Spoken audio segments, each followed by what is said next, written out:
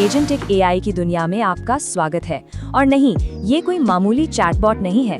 ये वो autonomous system है जो हमारे बिना कुछ कहे मीटिंग्स शेड्यूल कर सकते हैं, स्टॉक मार्केट में ट्रेड कर सकते हैं या हमारी तरफ से शॉपिंग भी कर सकते हैं। मतलब ये असल दुनिया में एक्शन ले सकते हैं। और ये कोई दूर की बात नहीं है। गार्टनर का अंदाजा है कि 2028 तक लगभग 1/3 एंटरप्राइज एप्स में एजेंटिक एआई होगा। जी हाँ, 1/3, और 2028 अब ज्यादा दूर नहीं है। तो आखिर ये एजेंटिक एआई है क्या?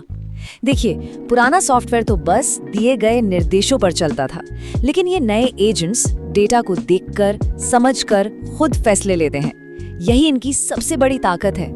पर सच कहूं तो यही इनकी सबसे बड़ी कमजोरी भी है, जो इन्हें नए तरह के हमलों का निशाना बनाती है। चलिए अब जरा इस खतरे की गहराई में उतरते हैं। ये जो नई आजादी है ना, ये अपने साथ नए जोखिम भी लाती है। असल में ये एक रिस्क एम्पलीफायर की तरह काम कर सकती है। मतलब ये छोटे मोटे जोखिमों को भी कई गुना बढ़ा सकती है अगर हम सावधान न रहें। सबसे पहले बात करते हैं इनपुट आधारित हमलों की। सोचिए, कोई आपके एआई में चालाकी से ऐसा कमांड डाल दे जो उसे नहीं मानना चाहिए। इसे कहते हैं प्रॉम्प्ट इंजेक्शन। या फिर कोई ट्रेनिंग के दौरान ही एआई को गलत या जहरीला डेटा सिखा दे, जिसे डेटा पॉइजनिंग कहते हैं। और इवेजन हमले तो ऐसे हैं जहां इनपुट को ही इतना घुमा फिरा दिया जाता है कि एआई बेचारा कंफ्यूज हो जाए। और इस प्रॉम्प्ट इंजेक्शन को हल्के में लेने की गलती बिल्कुल मत करिएगा। Open world wide application security project यानी ORSP इसे आज के दौर का नंबर 1 हमला मानता है, और इससे सुलझाना बहुत ही मुश्किल काम है। फिर बात आती है सीधे सिस्टम पर होने वाले हमलों की, जैसे कि हाईजैकिंग, जहां कोई हैकर आपके एजेंट पर ही कब्जा कर लेता है, या इन्फेक्शन, जिसमें एआई मॉडल के अंदर ही कोई मैलवेयर छिपा दिया जाता है। और एक्सट्रैक्शन तो और भी खतरनाक है, जहां एआई को बहला फुसलाकर उससे क्रेडिट कार्ड नंबर जैसी जरूरी जानकारी निकलवा ली जाती है। और हाँ, वो पुराना हमला डिनायल ऑफ सर्विस तो है ही, जहां सिस्टम को इतना व्यस्त कर दिया जाता है कि वो किसी के काम का नहीं रहता। चलिए अब जरा टेक्निकल खतरों से हटकर गवर्नेंस यानी शासन की बात करते हैं, क्योंकि अगर गवर्नेंस ठीक ना हो तो नुकसान उतना ही बड़ा हो सकता है। इसे समझने के लिए एक छोटी सी कहानी सुनते हैं। मान लीजिए एक भर्ती करने वाली फर्म है। उन्होंने एक एआई एजेंट को नौकरी के आवेदन संभालने का काम दिया और उसे पूरी आजादी दी।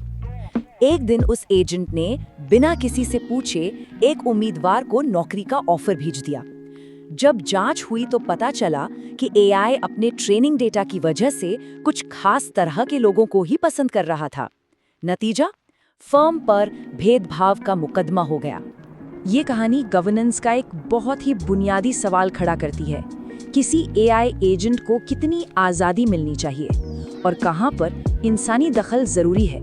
इसी स्वायत्तता और निगरानी के बीच सही संतुलन बनाना सबसे बड़ी चुनौती है।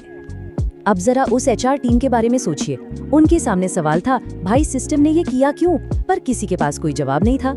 एआई का फैसला एक ब्लैक बॉक्स के अंदर बंद था।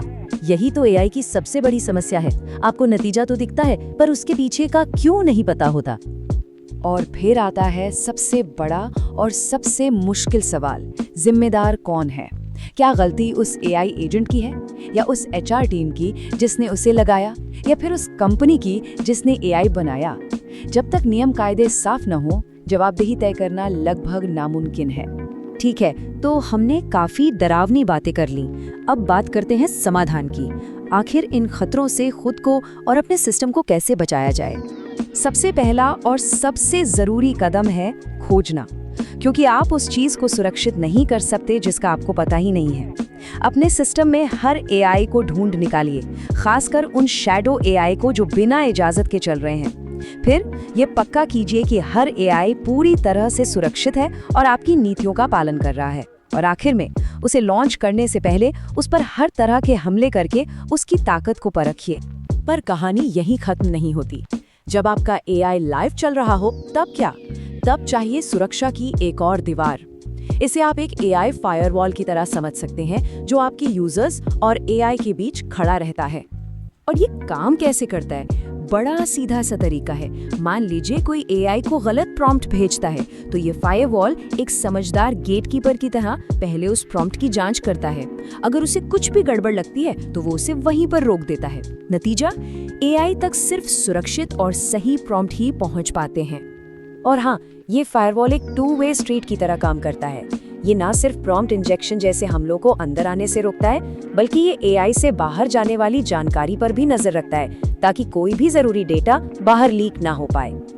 लेकिन याद रखें, सिर्फ टेक्नोलॉजी काफी नहीं है, हमें मजबूत शासन भी चाहिए, जिसके 3 जरूरी स्तंभ हैं। पहला, लाइफ साइकिल गवर्नेंस, यानी आइडिया से लेकर लॉन्च तक हर कदम पर सही मंजूरी हो। दूसरा, जोखिम और नियम, यानी ये देखना कि एजेंट सभी नियम कानूनों का पालन कर रहा है या नहीं। और तीसरा, लगातार निगरानी, ताकि ये पता चलता रहे कि एजेंट सही और निष्पक्ष तरीके से काम कर रहा है। तो अब तक की सारी बातचीत का निचोड़ क्या है? निचोड़ ये है कि सुरक्षा और शासन 2 अलग-अलग चीजें नहीं हैं। ये एक ही सिक्के के 2 पहलू हैं। ये एक बहुत ही जरूरी साझेदारी है। जरा सोचिए, अगर आपके पास अच्छे नियम हैं पर सुरक्षा नहीं, तो ये कांच के महल जैसा है जो एक ही हमले में ढह जाएगा। और दूसरी तरफ, अगर आपके पास मजबूत सुरक्षा है पर कोई नियम कायदा नहीं, तो आप बस एक ऐसे सिस्टम की पहरेदारी कर रहे हैं जो अंदर से ही खोखला और शायद खतरनाक भी है। तो सीधी सी बात यह है कि अगर हमें एक ऐसा एआई चाहिए जिस पर हम भरोसा कर सकें, तो हमें उसे सुरक्षित भी करना होगा और उसे सही तरीके से नियंत्रित भी करना होगा। दोनों साथ साथ चलने चाहिए। और ये हमें एक बहुत ही अहम सवाल पर लाकर छोड़ देता है। अगर सुरक्षा और शासन की ये साझेदारी नहीं बनी, तो कौन जानता है कि ऑटोनोमस एजेंट भविष्य में क्या-क्या करने लगेंगे। सोचने वाली बात है ना?